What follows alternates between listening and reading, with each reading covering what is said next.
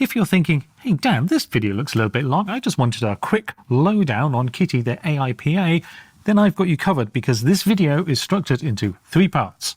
First, the overview, a general introduction to Kitty and its functionalities. Most of you might just want this bit and then you can hop off. And there are points where you may want to pause the video just to read stuff that I'll put up here, or just come back to it later, I guess. Part 2, a deeper dive into my experience with Kitty over the past few months of using it, along with some of the advanced features which are not in the GitHub version that I've linked below, because yes, I've published the code of a trimmed down version of Kitty to help with this video, and because I'm being nice, you might find it useful. Part 3, a more thorough look into the shared code down below. I originally planned that as kind of a whole separate video, but it felt easier just to tag it on to the end here, which is why this video may seem long. You only need to stick around for part 1 or 2 unless you're really interested in the code. So speaking of which, part 1. Hi, I'm Dan Catt, an artist and technologist blending print, generative art, AI, drawing robots and productivity, and also trying to do probably too much, but that's a me problem. For a couple of months I've harnessed an AIPA, that sounds a bit like a beer, named Kitty to assist with my journaling and Twitter posts. I'll touch on the why part in a moment. To provide some context, here's a demonstration with the basic version of Kitty. The GitHub code, once again, is down below. So I'm going to start it up, npm start, ignore the node versions. It's asking me some questions. It's told me how many tokens it's taking and then how much that actually costs, about 6 cents. So that took 85 tokens and cost another 1 cent, so 7 cents in total. I'm feeling pretty good. Got a deadline though. Another thing I do is kind of have a brainstorming session with Kitty where it takes everything that I've inputted in for the past couple of weeks and then I ask it for suggestions. And something that came up is because I make these week note videos every week, Kitty had the great idea of making like Kitty Notes, a weekly summary YouTube script. It's probably a terrible idea, but I think it's worth exploring a little bit. Anyway, now getting it linked up to Shopify. Finish the video today. Glad to have that done. Thank you for your time. Have a good day. So that's literally Kitty asking me questions that are based on previous ones, and that's what I'm doing each day. That's essentially it. Let's go on. The Kitty I just showcased functions on 2 primary modules, the questions engine we just saw and the Good Morning Twitter segment, which we'll look at in a tick. Let's delve into the questions part. I think of that as 3 levels. The first, basic prompting, which is like asking ChatGPT, ask me 3 journaling questions each morning. This will probably get pretty boring over time and it'll stay fairly general. So 2, contextual prompting. The code I shared begins its prompt with, you are a chatbot named Kitty. Your role is to facilitate person's name in daily journaling and so on and so on. And it comes with 20 default questions, which are rather like broad and general in scope. As an experiment, I spun up 2 different versions of Kitty, one emphasizing mental health journaling with a prompt like this, and the other highlighting project management with a prompt like this, which is the one I've just showed you.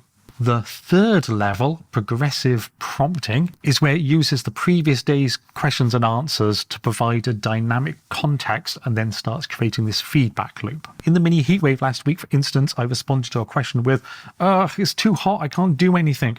And the following day, Kitty then came up with a rather pertinent question about how I'd go applying project management techniques for handling situations like that are out of our control, which was actually kind of interesting, and I had to think about the answer. Kitty uses GPT-4 API to form these queries, and what we do is we send it a big prompt made of several parts, and this is the secret sauce and is actually all you need to build your own version. It starts with a foundation context. You are a chatbot named Kitty, blah, blah, blah, blah, blah. Next, we provide it with the date, time, day of the week, a reminder that Kitty is not a cat, and I'll leave you to guess why I had to add that in. Then the default questions, and finally, previous set of questions and answers going back a few days. Then the main question emphasizing incorporating in those prior themes, then avoiding repetitiveness, and then sometimes pulling in a new question to keep things slowly moving forwards.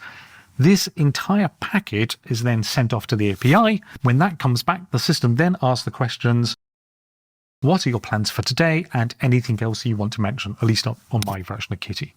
The answers then stored locally and then reused, feeding into that evolving context. And that's the crux of the journaling module.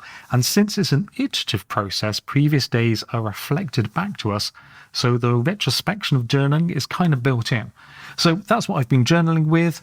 What you've probably seen, if you're following me on Twitter, is the other end of this, where Kitty has been tweeting out on my behalf. The Twitter module is straightforward. Using GM Tweet, a script in the linked code, Kitty drafts morning tweets using a similar process. So foundation context, you are Kitty, the date, time, the whole you're not a cat thing, the questions and answers from this morning, and a big old prompt that goes off to the API, and then it gets tweets based on that, like this. That's bundling everything off and it's sending to the back end. We'll just wait for the results to come back. And here we go. Dan sharpening Kitty AI today. The shop part gets some love later. Our vision of Kitty AI, a Twitter specialist, is in play, and it has these variations based on what we gave. However, the version I've linked to below doesn't post directly to Twitter, just to keep the code base simple. But in essence, that's it. Kitty evolves its journaling questions based on the previous answers and feedback, and then crafts these various tweets that you can send out. Should you fancy hearing a bit more on my thoughts of this whole AI thing, then stay tuned for part 2. Can you stay tuned on YouTube? Is that a thing? If not, then thanks for being here. I will see you next time. If you're still around, let's go on to part 2. Why did all this happen? I've contemplated leaving Twitter for quite a while now, but it's really good for keeping up with friends, and also I still have to promote my own projects. I thought, why not have an AI that kind of acts as a proxy? I'll share my updates with the AI, and then it would post for me, not impersonating me. It's clearly stating that it's an AI. I wanted it to be really upfront about being an AI. Meanwhile, for mental health and like productivity reasons, I've for a long time wanted to maintain a journal, but I struggled for any length of time to keep it going. So combining these ideas just kind of clicked. I wanted to record what I'm doing for journaling, and I wanted something to tell Twitter what I'm doing. Obviously, AI like Kitty powered by GPT isn't actually intelligent. It's a blend of maths and probabilities and some randomness. Yet, like an oracle system such as like tarot or horoscopes, the magic lies in turning all the nebulous thoughts that are floating around into an actual tangible question. If we visit a tarot reader or a counsellor, it's forcing us to articulate our thoughts and kind of solidify them into an actual thing, and that's half the battle. These oracles don't like provide answers, not really, but a framework for introspection for ourselves. Similarly, AI isn't that great at giving answers. It's often confidently incorrect, but it's much better at framing questions. It's like an external agent prompting us to think deeper. Take a recent example. After a trip to Manchester, I was asked, how can you weave elements from your Manchester shopping trip into this week's work? And my first thoughts were like, well, that's not really relevant. That was a whole separate thing. But I've told myself I'm going to treat these questions, even though they're AI ones, sincerely. And I found that if I sat down and I thought about it, I could actually make a connection instead of just immediately just brushing it off. It is not about the AI's perfect prompts, but the deliberate time I was investing in answering them sincerely. So a quick note here about the name Kitty and AI gender considerations. I'm aware there's ongoing discussions about gendering AI. Kitty isn't a traditional app, but rather a command line software, and I chose the Kitty terminal to keep it separate from the system terminal because I often crash my system terminal, and I want Kitty to keep running in the background and it's easier to find. So that led me to calling the AI Kitty, because the terminal window is called Kitty and it's in the taskbar. Because ultimately it's just software, I usually refer to it as Kitty, the system, or it. Some people, and more interestingly even Kitty itself, uses she, so gendering Kitty as she wasn't a deliberate choice, but something that kind of evolved over time. I honestly don't really think about it too much, but I thought it was worth, just mentioning briefly. Anyway, after 2 months of use, here are my thoughts. It's a remarkable mindfulness tool. Previously, I'd spent the time between waking up and getting to the studio thinking about what I was going to be doing in the studio that day. I know my overall plan because I've planned them all out, but my brain would be juggling around all the details of the day. Now I don't, because I know my first task when I get into the studio will be sit down and reflect on the previous day and then plan out the new day with Kitty. It's always been my aim to not think about work during not work time, and this has really helped with that, more so than other techniques I've already used in the past. The journaling benefits people talk about, that seem to all be true. The introspection, reflection, thinking, all of that type of stuff.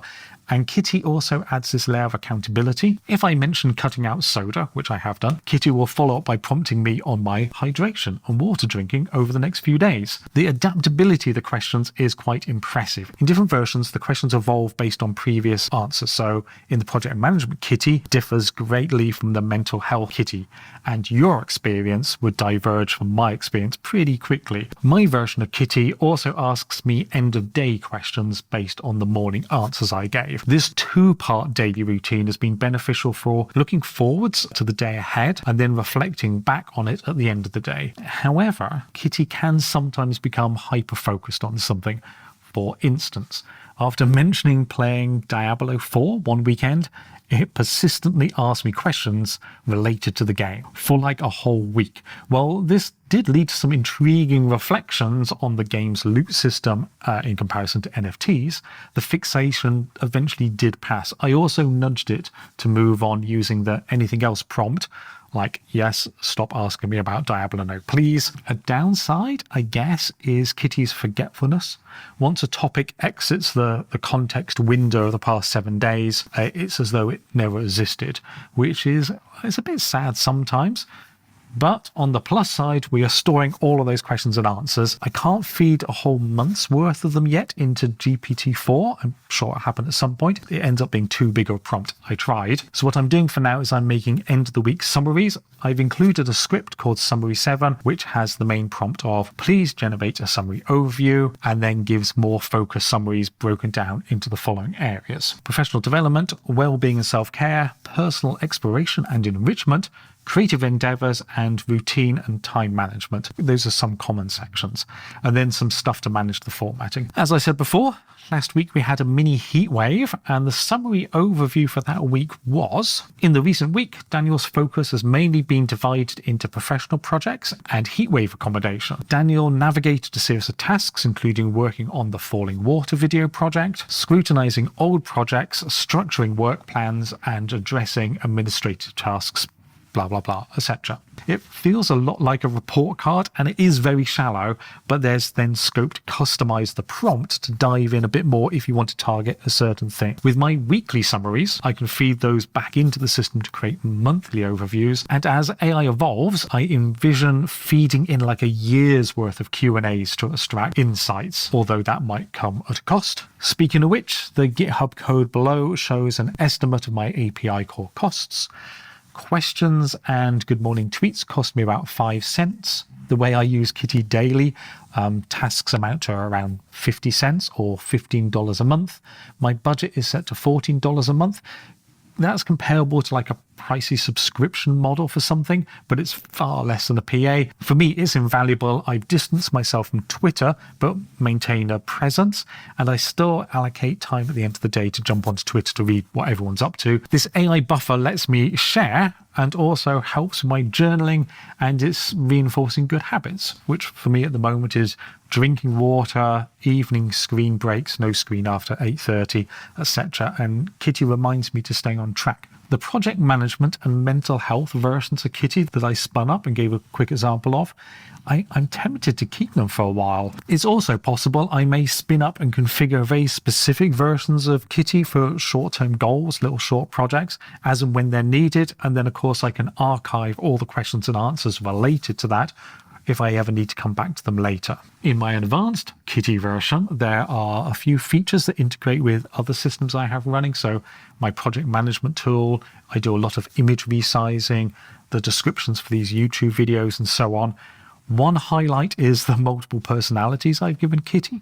Kitty is generally normal, but a quarter of the time it might randomly switch to another personality. For instance, there's Enthusiastic Kitty, where the prompt is like, "Your kitty, eager and mildly enthusiastic," otherwise it gets too carried away. "You approach tasks with energy and express passion in responses," so on and so on. If you've seen my Twitter, you'll notice these varying kitty personalities because I highlight what they are. I find them quite entertaining, especially Grumpy Kitty. For self-promotion, I introduced Hustle Kitty. "Your kitty, the promoter with charm and wit driven by passion. You highlight products with confidence and enthusiasm. You also love a good pun if you spot one." While many artists, including myself, feel awkward self-promoting, Hustle Kitty happily promotes my work, and soon I'll get it talking to the Shopify API as well to help me hustling my plots and prints, because why not? By typing, "Hey, a random kitty post," I'm prepping it to post on my behalf or something.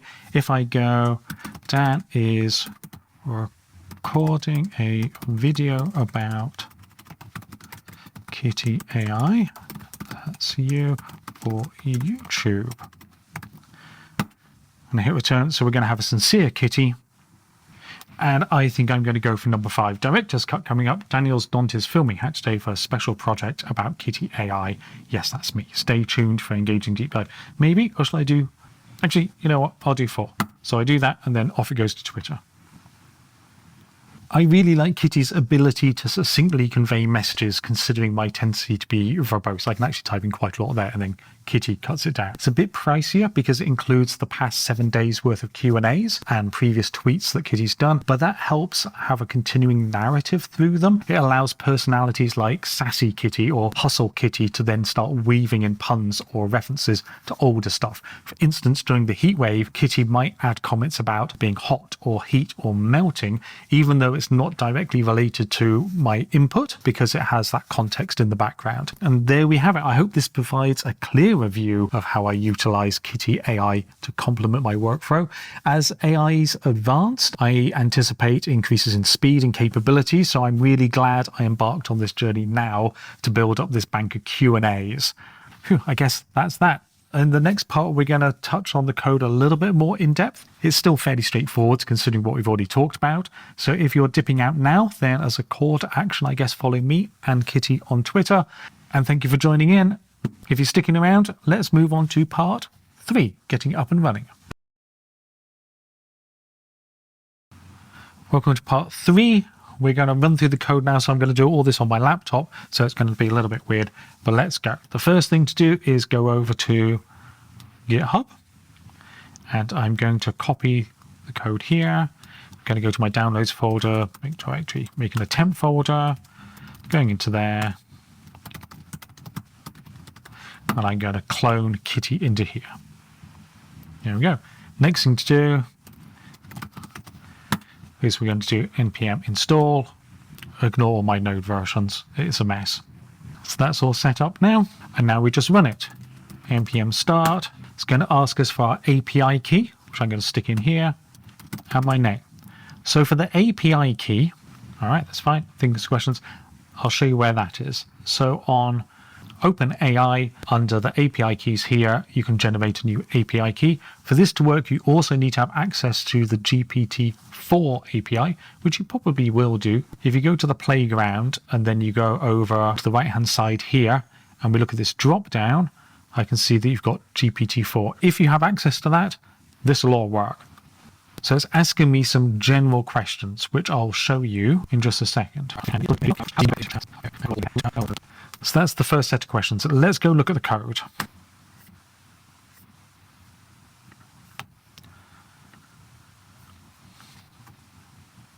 So first thing, if you open up this data folder and then the data JSON, let's just make this bigger and hide my API key. You can see this meta prompt here. You're a chatbot named Kitty. Your job is to help Daniel do daily journaling. you're going to keep track of questions asked and answers given, you're generally helpful and friendly. So you can change that to go, you're a life coach who's going to help Daniel plan out the, whatever you want to do. And then a bunch of morning questions. And again, you can choose those to whatever your targets are. So if you want to do fitness or things like that, you would have more fitness questions there. So that's the first thing. You can now edit to change it how you want. When you answer the questions, they go into a file called previous questions and answers. So you can see this is what I did. I'm going to cheat a little bit here and change this and pretend that it's yesterday. So then I can run it again. So if we go back to the terminal and we go npm start, it's now going to think some new questions, but it's rolling those previous ones into it. We go back here, and we're going to take this back to 11 and this to 12. Just cleared the screen to get it back up to the top. Yeah. Let's have some more questions. So normally I'll do a lot more for that. Anyway, so you can see how these things are changing over time. So if we have a look in the main index file, we can actually start seeing how it puts all this together. So there's stuff about working out the pricing up here. This is the main bit of script. It checks that we have the API key and it sets up the meta prompt here. So the meta prompt is going to be, let's set the word wrap on. So this meta prompt is you're a chatbot named Kitty, your job is to help with, or whatever you've edited in the data JSON. This bit here, very important, today is day of the week, and the date is, the time is, and then it's mentioning stuff about it being the weekend because it used to just roll through the whole weekend and not care that I wasn't supposed to be working. Here's the you're not a cat bit. Your name is Kitty, you're not a cat, you're an AI. Do not pretend to be a cat. And then here's the list of default questions. Those are the 20 questions. So it's pushing all those onto the array that it's going to send. And now it's going to get the previous or the last 5 entries for questions and answers. So this is a bit where the feedback's starting to come in. And it's trying to put this in a sensible way. So today, the Q&As were. Yesterday, the questions and answers were. Like Saturday, Friday just gone, the Q&As were. And then last Thursday, last Wednesday, the questions and answers were. And then it sets up the questions and answers. So that's setting all of that up.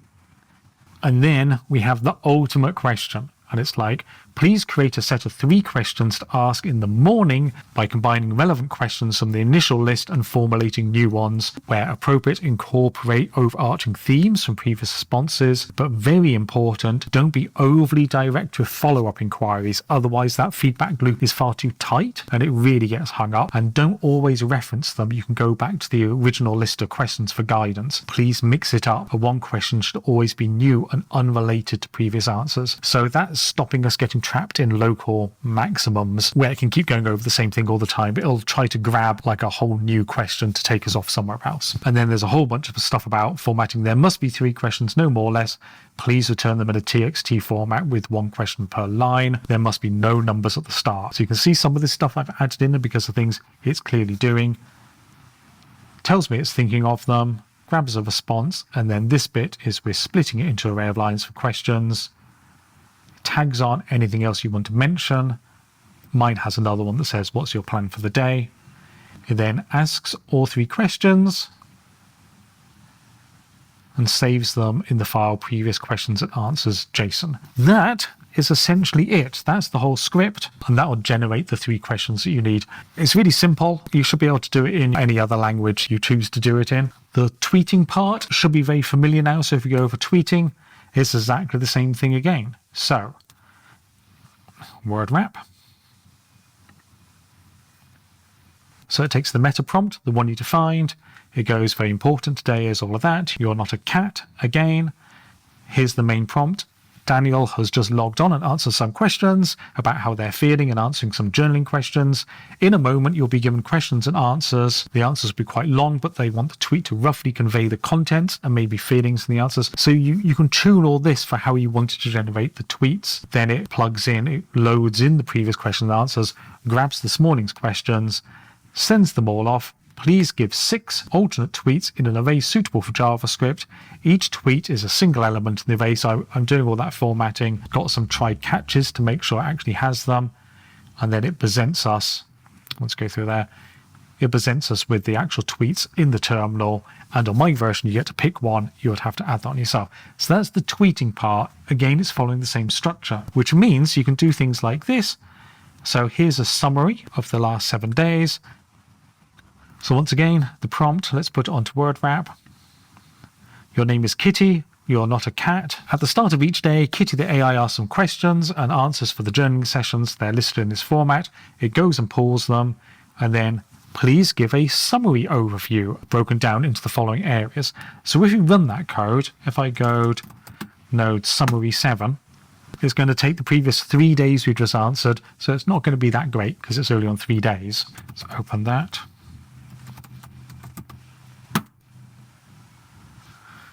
During this period, Daniel prioritized the professional development of uploading a video about Kitty AI to YouTube. It's very shallow and light because it's just 3 days. But if you wanted to change that prompt into something a bit more in-depth, you could do. I suppose for fun, if we go,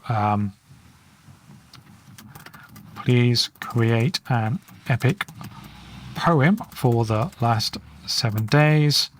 We would obviously call this a different file, but if we go run that instead, you can see that you get a really, really bad poem, utterly terrible poem. Another file I've included is suggestion. We'll let that run. For the suggestion, turn word wrap on. Exactly the same again, but now we go, in your role, can you make a suggestion for the day, followed by a quick action bullet points? And here we're asking it to use the previous ones for add a bit of context. And just for funsies, I asked it to stick an affirmation on because it makes me laugh a lot.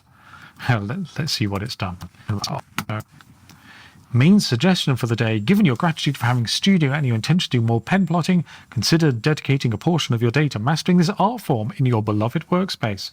Action point, allocate specific time to explore pen plotting. Preparing for the challenge of slow internet, consider compressing your YouTube video or finding a more reliable network before the uploading. Yeah, I'm going to go to the internet cafe and upload it from there. Affirmation, I am open and ready to learn. My passionate, you get the idea.